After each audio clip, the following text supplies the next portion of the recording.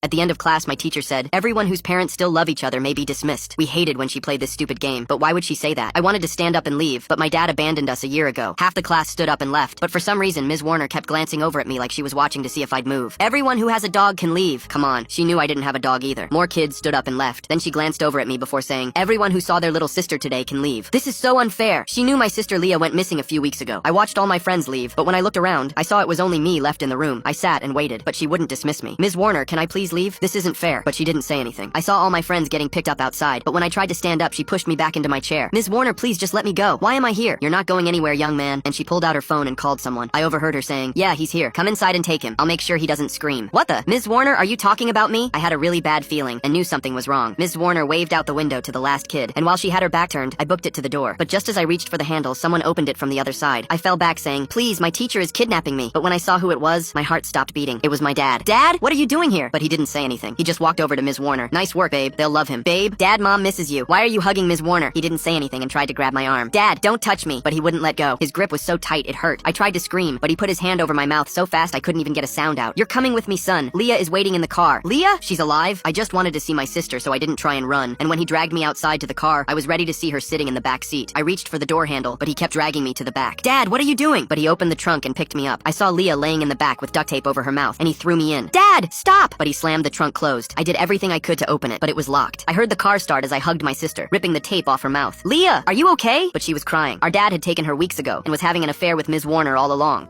That must have been why she kept giving me the thinnest slice of pizza at our class pizza parties. What do we do? What do we do? Leah was panicking, and I had no idea how we were gonna escape. We were on the highway, and as we sat there, it hit me. I suddenly remembered a Law by Mike video telling me what to do in this situation. He told me to kick out the taillights, so that's exactly what I did. I felt around and found it, and I kicked it as hard as I could until it flew off. I stuck my hand out screaming, help me, someone please, praying someone would see. But I felt my dad slam on the brakes. We pulled over and someone got out, and when Ms. Warner popped the trunk, her face was red. She leaned in close and said, if we did that again, she'd make sure we were sold to the worst buyers possible. My sister and I both gasped. Wait, sold? You're gonna sell us? She didn't answer, and proceeded to pull out a Glock and climb into the trunk with us. We started driving again, and Leah and I were hugging each other with tears in our eyes. Please, Ms. Warner, we have so much to live for. But she didn't care, just kept pointing it at us with no mercy. But then I heard them, sirens, getting louder and louder. The car slowed down, and Ms. Warner put her finger over her lips to tell us to be quiet. I heard cops walk up to the window talking to my dad, but he lied and said nothing was wrong. They asked about the busted taillight, and he tried to make up an excuse, but the officers asked to check it out. I heard the cop walk to the back, and my dad was doing everything he could not to let him find us. I heard, have a good day, sir, and the cop was about to leave. I knew it was now or never. I screamed, help! And grabbed the Glock out of Ms. Warner's hand. She fired straight at the floor, and it was so loud my eardrums almost burst. The police instantly flung open the trunk, and when they saw Ms. Warner holding a gun, they open fired. She was hit several times in the leg, and they had my dad in cuffs. Me and Leah were safe, and as they were both getting loaded into police cars, I said, everyone getting a life sentence may be dismissed.